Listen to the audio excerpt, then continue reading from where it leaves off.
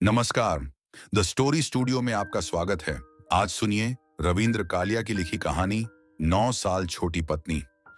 कुशल दबे पांव इस तरह घर में घुसा था जैसे घर उसका अपना ना हो, और खांसी आने पर वह गली में जाकर इस तरह जी भरकर खांस आया था जैसे मदन को नसीहत करने का मौका न देने के लिए वह प्रायः दुकान के बाहर जाकर खांसा करता है। फिर उसने सोचा कि वह शायद अपने अचानक आ जाने से तृप्ता को चौंकाना चाहता है। ये सोचकर वह मुस्कुरा दिया कि चौंकाने के लिए ये छोटी छोटी बातें ही रह गई हैं। तृप्ता ने कुशल को देखा तो सचमुच ही चौंक गई। उसने कुशल को देखते ही कागजों का एक पुलिंदा ट्रंक में छिपा दिया, जिसे वह दीवार से पीठ टिकाए फुसफुसाकर बड़ी एकाग्रता से पढ़ रही थी। उसकी आवाज में उतार चढ़ाव को भी लक्षित किया जा सकता था। उसने हाल ही में धोए हुए बालों को जूड़े के रूप में इकट्ठा करके उन पर अपना सर इस ढंग से रखा हुआ था जैसे बालों से तकिए का काम ले रही हो। कुशल को देखते ही उसके माथे पर ढेर सा पसीना इकट्ठा हो गया और वह खड़ी हो गई। उसके बाल खुलकर कंधों पर बिखर गए। उसने कार्निश से लाल रंग का रिबन उठाया और बाल बांधने लगी। कुशल ने खाट पर बैठकर अपने जूते उतारे और बोला, आज मदन दिल्ली गया है और मैं उठाया। तृप्ता की कमीज पसीने से देह पर चिपकती जा रही थी और गर्दन से पसीने के कतरे छूकर कॉलर बोन पर ऐसे रेंग रहे थे जैसे मेह के बाद बिजली की तारों पर पानी रेंगता है। उसने कमीज के पल्लू से मुंह पोंछा और बोली, आज तो बहुत गर्मी है। फिर उसने ट्रक को खाट के नीचे सरकाते हुए कहा, मैं तो समझी थी प्रकाश खाना लेने आया होगा, आप इस समय कैसे आ गए? फिर उसने कुशल के चेहरे की ओर देखते हुए पूछा, तबीयत तो ठीक है? कुशल सोचने लगा कि यदि वह तृप्ता के स्थान पर होता तो इस समय कैसे आ गए के स्थान पर कहां से टपक पड़े। कहता, तृप्ता को उत्तरोत्तर सुर्ख होते देखकर और ढूंढने पर भी न मिलने के अंदाज में इधर उधर घूमते और दृष्टि दौड़ाते देखकर कुशल ने जेब से माचिस निकालकर तृप्ता की ओर फेंकते हुए कहा, यह लो। तृप्ता ने माचिस दबोच ली और बोली, आप कैसे जान गए थे कि मैं माचिस ढूंढ रही थी? कुशल को मालूम था कि तृप्ता माचिस नहीं ढूंढ रही थी, बल्कि छोटी सी बात को लेकर परेशान हो रही थी। उसने केवल उसकी घबराहट कम करने के लिए ही माचिस फेंकी थी। फिर उसने कहा, मैं जानता था स्टोव पर तुम्हारी नजर नहीं जाएगी, हालांकि तुम्हें मालूम है कि माचिस वहीं पड़ी रहती है। तृप्ता ने स्टोव जलाया और चाय का पानी चढ़ा दिया और फिर स्वयं भी कुशल के निकट खाट पर आकर बैठ गई और पैर हिलाने लगी। कुशल ने कहा, पैर क्यों हिला रही हो?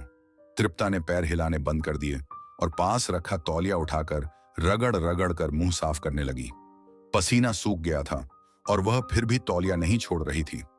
कुशल ने उसे आश्वस्त और शांत करने के लिए अपने लहजे को भरसक स्वाभाविक बनाते हुए कहा, कहानी लिख रही थी क्या? उसने तृप्ता की पीठ थपथपाते हुए कहा, मुझे लगता है कि तुम कहानियां लिखती रहो तो बहुत बड़ी लेखिका हो जाओगी। तृप्ता कुशल की ओर देखकर मुस्कुराई और उसकी बुशर्ट पर रेंगती हुई एक चींटी फेंकते हुए बोली, शादी के बाद तो कुछ भी नहीं लिखा, वही पुरानी कहानी पढ़ रही थी जिसे सुनकर आपने मेरा बहुत मजाक उड़ाया था। वह फिर पैर हिलाने लगी और शिकायत की मुद्रा में कुशल की ओर देखने लगी। कुशल ने महसूस किया कि कई बार बेवकूफ बनाकर उतना मजा नहीं आता जितना बनकर आता है, परंतु जब तृप्ता बिल्कुल निश्चिंत हो गई कि कुशल पूरा बेवकूफ बन चुका है तो कुशल को वह अच्छा नहीं लगा। उसने कहा, अजीब बात है, टांगे तो मेरी दर्द कर रही हैं और हिला तुम रही हो। फिर उसने कुछ देर चुप रहकर कहा, तृप्ता जरा मेरी ओर देखो। तृप्ता ने तौलिए को ऊपर सरकाकर थोड़ी सी आंख नंगी की और फिर तुरंत मुंह छिपाती हुई बोली, आप मुझे डरा क्यों रहे हैं? डरा कैसे रहा हूं? कुशल को हल्की सी खुशी हुई। उसने तृप्ता के हाथ से तौलिया खींचते हुए कहा, देखो स्टोव शायद बुझ गया है। तृप्ता अतिरिक्त त्वरा से भागकर स्टोव की ओर गई जैसे दूध उबल गया हो और फिर कुशल की ओर पीठ करके स्टोव के निकट की पटड़ी पर बैठ गई। सहसा कुशल को लगा कि बाथरूम का नल खुला है। वैसे बाथरूम का नल तब तक खुला रहता है जब तक म्युनिसिपैलिटी उसकी रगों को पानी मुहैया कर सकती है। इससे पहले गली में शोर कर रहे बच्चों की आवाज भी उसे सुनाई नहीं दे रही थी। बच्चों का शोर सुनकर वह सहसा मुस्कुरा दिया। मदन जब कभी मूड में होता है तो दुकान में आने वाले ग्राहकों को कभी कभी कुशल का हवाला देकर सुनाया करता है कि भारत में तभी चैन से सोया जा सकता है। मदन चुटकी बजाकर कुशल को हाफ सेट चाय का ऑर्डर देने का संकेत करते हुए अपनी बात जारी रखता, जब रात को आप बच्चों की चिल्लपों को लोरी समझें और सुबह गली के नन्हे मुन्नों के सामूहिक रोदन से आप घड़ी का अलार्म का काम लें। इतवार की दोपहर तो कुशल जैसे तैसे करके घर में ही बिता लेता है, परंतु इस समय बच्चों की ढींगा मुश्मी न तो लोरी का काम दे रही थी और घड़ी के अलार्म की। उसने तृप्ता से पूछा, क्यों तृप्ता, गली के बच्चों के स्कूल कब खुल रहे हैं? तृप्ता ने मुस्कुराकर पीछे की ओर देखा। वह शायद अब तक संभल चुकी थी, या शायद उक्त प्रश्न की संभाव्यता से प्रभावित होकर उसने सोच लिया था कि कुशल की दृष्टि इतनी पैनी नहीं है जितनी कि वह समझ बैठी है। वह स्टोव से केतली उतारने लगी। उसने कुशल के लिए चाय का प्याला तैयार किया और कुशल को पकड़ाते हुए बोली, आप शेव बना लें, मैं तब तक आपके कपड़े आयरन कर दूं। कितना अच्छा रहे अगर आज पिक्चर चले। मेरा ख्याल है पिक्चर तो हम मदन के लौटने तक नहीं जा सकेंगे, उसे दिल्ली जाना था। मैंने पैसे नहीं मांगे, पिक्चर जितने पैसे मेरे पास हैं। तृप्ता ने पैरों से ट्रंक को खाट के और भी नीचे धकेलते हुए कहा, कल सोम दे गया था। कुशल की लंबी नाक चाय के प्याले में डूब गई। उसने अंतिम घुट भरने के बाद खाली प्याला तृप्ता के हाथ में थमाते हुए कहा, पहले चाय का एक और कप, बाद में कुछ और। कुशल कल से ही सोम की चर्चा में आनंद ले रहा था। कल जब सोम घर का पता जानने के लिए दुकान पर आया था तो कुशल जानबूझकर सोम के साथ स्वयं नहीं आया था, बल्कि उसने दुकान के चपरासी के साथ सोम को घर भिजवा दिया था। जब सोम आया था तो कुशल एक पत्र टाइप कर रहा था। जब वह चला गया, वह फिर टाइपराइटर पर झुक गया और टाइप करने लगा। सोम डरपोक था कि तृप्ता डरपोक थी? नहीं सयानी, सोम डरपोक था, सोम डरपोक है, सोम डरपोक रहेगा। तृप्ता डरपोक थी, तृप्ता डरपोक। कुशल ने मदन की ओर देखते हुए कागज निकाला और मेज के नीचे ले जाकर रद्दी की टोकरी में फेंक दिया। शाम को जब वह घर लौटा था तो सोम जा चुका था। भोजन के बाद जब तृप्ता तश्तरी में आम ले आई, उसने जानबूझकर नहीं पूछा कि आम कौन लाया है। आम की गुठली चूसते हुए तृप्ता ने कहा था, 5 बजे तक सोम आपका इंतजार करता रहा। कुशल ने उत्तर नहीं दिया और तृप्ता को चाय के लिए कहकर नल की ओर चला गया था। सोम कह रहा था, मां बहुत याद कर रही थी। नल से लौटकर कुशल ने देखा तृप्ता की गालों पर आम का रस लगा था। उसने तृप्ता की बात अनसुनी कर दी और तौलिए से उसके गाल पोंछ दिए। चाय का दूसरा प्याला पीते पीते कुशल भी पसीने से भीगने लगा। उसने बुश शर्ट उतार कर खाट पर रख दी और अपनी छाती के घने बालों में तिरता हुआ पसीना पोंछने लगा। काले बालों के बीच एक सफेद बाल पर उसकी दृष्टि गई तो उसने उसे अंगुली पर लपेटकर जड़ समेत उखाड़ दिया और फिर छाती पर हाथ फेरने लगा। तृप्ता ने टेबल घसीटकर कुशल के आगे कर दिया और उस पर शेव का सामान टिका दिया। कुशल मुंह पर हाथ फेरते हुए आईने में अपना चेहरा देखने लगा। आप अब शेव बना लीजिए, तृप्ता ने कहा और कुशल की उतारी हुई बुश शर्ट को चूहिया की दुम की तरह पकड़कर बाथरूम में ले गई। कुशल ने रेजर में ब्लेड फिट किया और देर तक मुंह पर साबुन की झाग करता रहा, परंतु उसका शेव बनाने का जी नहीं हो रहा था। उसे मालूम था कि अगर उसने शेव बना ली तो नहाना भी पड़ेगा, और नहाने के लिए वह बिल्कुल तैयार नहीं था। उसकी पिंडलियों में दर्द हो रहा था और देह का हर जोड़ टूट रहा था। यह सुबह से हो रहा था और यही कारण था कि वह सुबह भी बिना नहाए निकल गया था। इस अद्भुत थकावट और विचित्र दर्द से कुंद होकर आज सुबह उठते ही तृप्ता से कहा था कि क्या कारण है, वह कल से अतिरिक्त प्रेम कर रही है। कुशल को चेहरे पर झांक करते देख तृप्ता ने पूछा कि वह क्या सोच रहा है। यही कि कुशल ने रेजर को पानी में गीला करे हुए कहा, इस पहेली को एक नई खाट ले आऊंगा। तृप्ता को सुझाव बड़ा फिजुल लगा। बोली, मैं तो बहुत कम जगह घेरती हूं, कई बातें अभी तुम्हारी समझ में नहीं आ सकती, तुम अभी बच्ची हो। कुशल ने आईने में से तृप्ता की ओर कनखियों से देखते हुए कहा, कई बार तो तुम्हारे मुंह से दूध की बू भी आती है। तृप्ता कुछ देर अवाक सी उसकी ओर ताकती रही, फिर बाथरूम में चली गई। जब वह स्नान करके लौटी तो कुशल तब भी चेहरे पर झाग बना रहा था। तृप्ता को देखकर उसके दिमाग में किसी छायावादी कवि की पंक्तियां तैरने लगीं। उन्हें पकड़ने की बजाय वह तृप्ता को चेतावनी देने के लहजे में कहने लगा कि वह भविष्य में उसे शेव बनाने और स्नान करने के लिए कभी न कहे। उसकी इच्छा होगी तो वह खुद स्नान कर लेगा। इतने में बाहर का दरवाजा खुला और किसी के आने की पच्चाप सुनाई दी। तृप्ता ने उचक कर बाहर देखा और बोली, सुब्भी है। सुब्भी नीली आंखों वाली स्लिम सी तृप्ता की हम उम्र लड़की है। उसने आंगन में आकर कुशल को देखा तो जीभ निकालकर भाग गई। सुब्भी बहुत खराब लड़की है, तृप्ता ने कहा। लड़कियां सभी खराब होती हैं, कुशल ने कहा। वह जानता था तृप्ता की नजरों में सुब्भी क्यों खराब है। कुशल शेव बनाता रहा। तृप्ता कुछ क्षण रुककर बोली, देखने में कितनी भोली लगती है, पर मुई के पास लड़कों के खत आते हैं। आईने में कुशल का चेहरा मुस्कुराने लगा। उसने ठुड्डी पर रेजर चलाते हुए कहा, देखने में तो तुम भी बहुत भोली लगती हो। तृप्ता के चेहरे पर हवाइयां उड़ते देख उसने बात का रुख पलटा। जवान लड़की को लोग ऐसे ही बदनाम कर देते हैं, मैं भला उसकी बदनामी क्यों करूंगी। तृप्ता ने बाह में पहनी चूड़ियां अंगुलियों से घुमाते हुए कहा, मैंने खुद देखे हैं उसके पास दर्शन के खत। नास पीटी उनके जवाब भी लिखती है। तुम क्या खक कहानियां लिखती होगी। कुशल के मुंह में साबुन चला गया था। उसने तौलिए से होंठ साफ किए और बोला, खत लिखने में क्या बुराई है, कहानी लेखिका को कुछ तो उदार होना चाहिए। कुशल ने अपनी टांग से ट्रंक को थोड़ा सा सरका दिया और फिर वह ऐसे पैर हिलाने लगा जैसे ट्रंक संयोग से छू गया हो। आप कोई और मकान देखिए, तृप्ता ने कहा।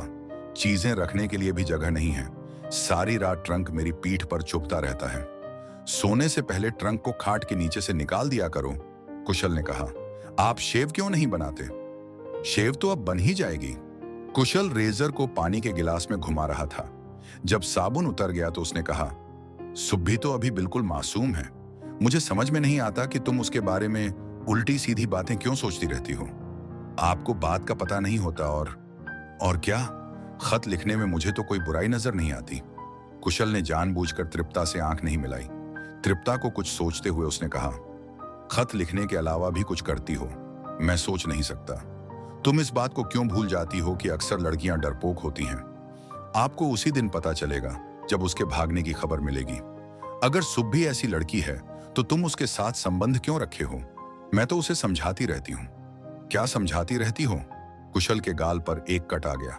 यही कि दर्शन खत लिखता है तो वह जवाब क्यों देती है। कुशल ने तौलिए से गला साफ किया।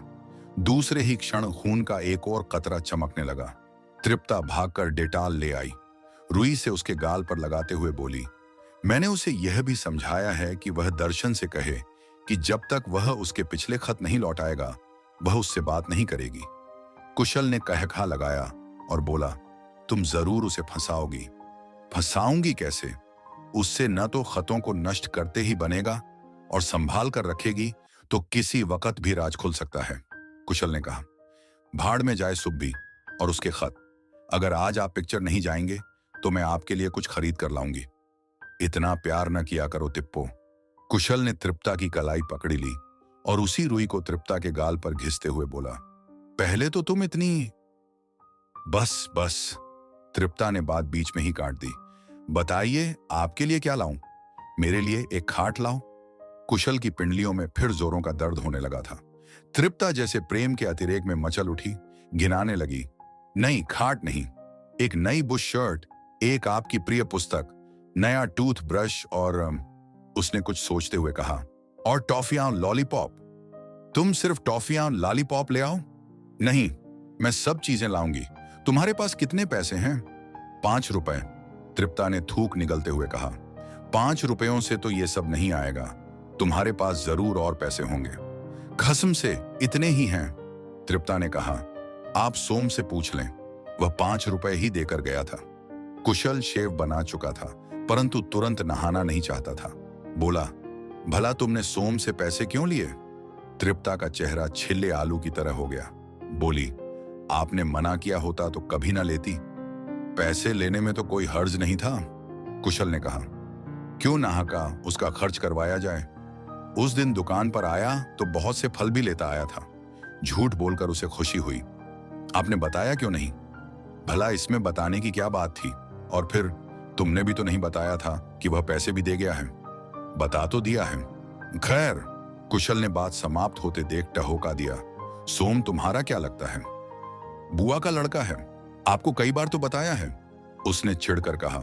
मैं हर बार भूल जाता हूं। कुशल ने हंसते हुए कहा, तुम्हारे ब्याह में सबसे अलग थलग खड़ा जिस ढंग से रो रहा था उससे तो मैंने अनुमान लगाया था कि जरूर रकीब होगा। रकीब के मानी क्या होता है, तृप्ता ने तुरंत पूछा। अरबी में बुआ के लड़के को रकीब कहते हैं। कुशल ने कहा और कंधे पर तौलिया रखकर बाथरूम में चला गया। कुशल ने बाथरूम का दरवाजा बंद किया तो उसे खाट घसीटने की आवाज आई। उसने महसूस किया कि नहाने से पहले सिगरेट मजा दे सकती है।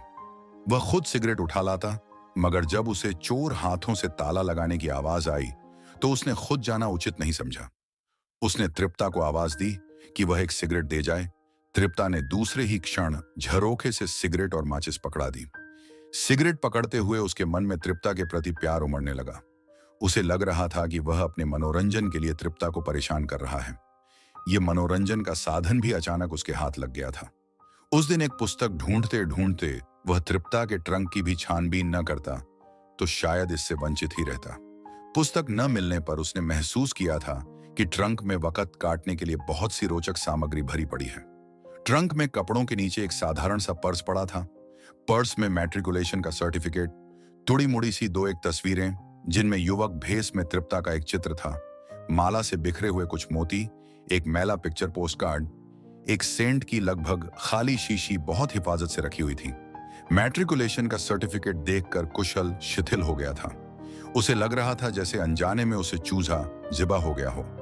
सर्टिफिकेट के हिसाब से तृप्ता की उम्र कुशल से 9 साल कम बैठती थी। उसने सर्टिफिकेट से तृप्ता के अंक भी न पढ़े थे कि वापस पर्स में रख दिया। ट्रंक में सबसे नीचे अखबार का एक बड़ा कागज बिछा था, मगर साफ पता चलता था कि कागज के नीचे कुछ है, क्योंकि कागज एक जगह से ऐसे उठा हुआ था जैसे उसके नीचे एक बड़ा मेंढक पड़ा हो। कुशल ने बड़ी एहतियात से वह मेंढक निकाला।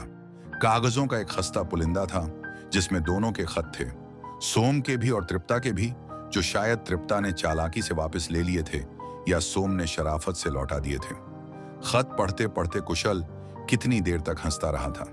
तृप्ता ने वही बातें लिखी थीं जो कभी कभी भावुक होकर उससे भी किया करती हैं। सोम के खत पढ़कर तो हंसी से लोटपोट हो गया था। सोम की शक्ल देखकर तो अनुमान नहीं लगाया जा सकता है कि वह इतना भावुक हो सकता है और हिज्जों की इतनी गलतियां कर सकता है। इस बार जब सोम आया था तो उसने थोड़ी थोड़ी मूंछें भी बढ़ाई हुई थी। कुशल को यह बात बड़ी अजीब लगी कि मूंछें बढ़ाकर भी आदमी भावुक हो सकता है।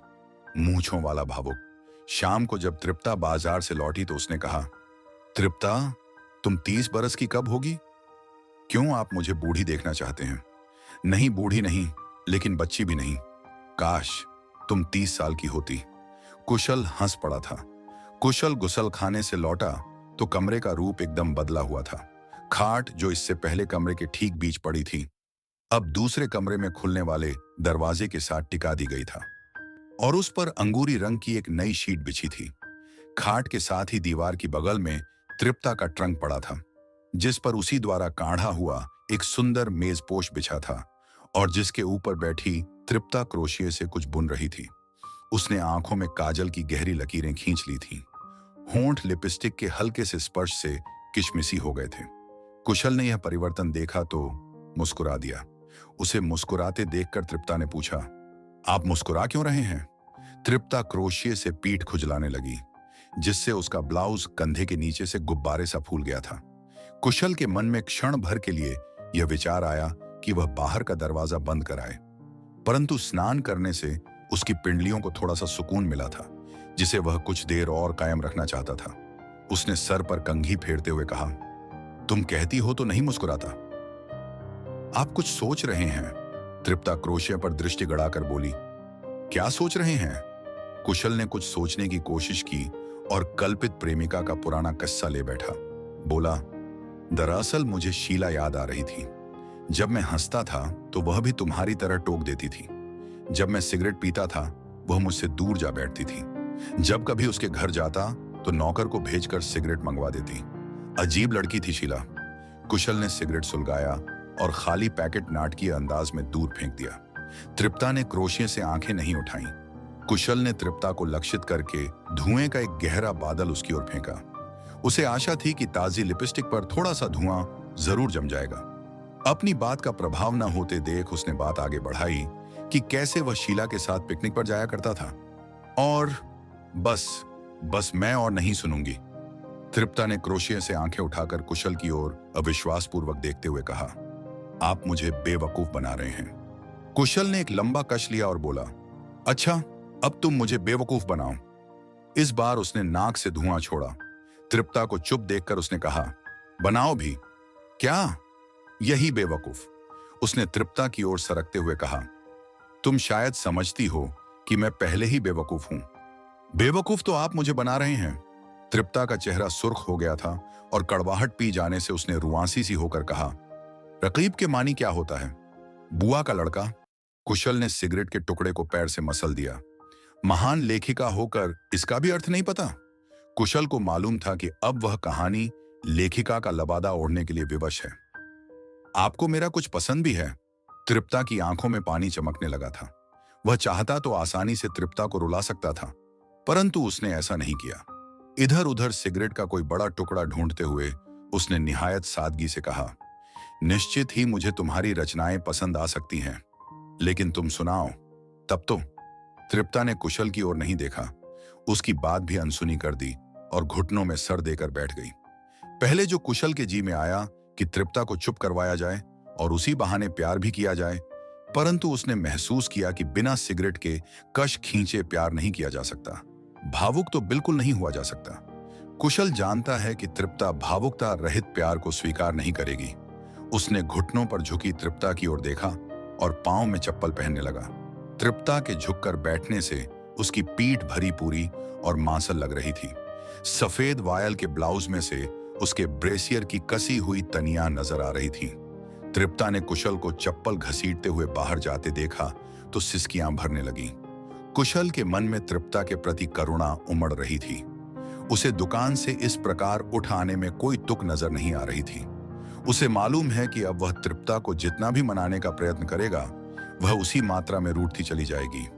मनाने के इस लंबे सिलसिले से तो दुकान पर दिन भर टाइप करना कहीं आसान है, कुशल ने सोचा और पनवाड़ी से सिगरेट का पैकेट लिया। वह लौटा तो भरे टब में पानी गिरने की वही चिड़ परिचित आवाज सुनाई दी। उसे लगा जैसे सहसा किसी ने देर से उसके कानों में रखी रुई निकाल फेंकी हो, या वह बरसों पुराने माहौल में लौट आया हो।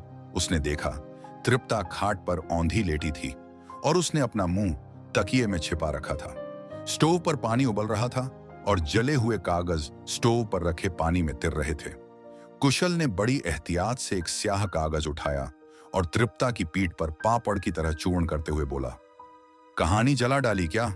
उठो, ब्याहता स्त्रियां बच्चों की तरह नहीं रोया करती। तृप्ता जो धीमे धीमे सुबक रही थी, फपक कर रोने लगी और उसकी हिचकी बंद गई। कुशल खाट के निकट पड़े ट्रंक पर बैठ गया और खुले ताले से खेलने लगा, जो मेजपोश पर पेपर वेट सा पड़ा था। सिगरेट सुलगाकर भी वह तृप्ता को चुप कराने का साहस न बटोर सका। उसे लग रहा था तृप्ता का रोना बिल्कुल जायज है। आप सुन रहे थे रविंद्र कालिया की कहानी 9 साल छोटी पत्नी। आपको हमारी ये कहानी कैसी लगी? कमेंट करके जरूर बताएं। धन्यवाद।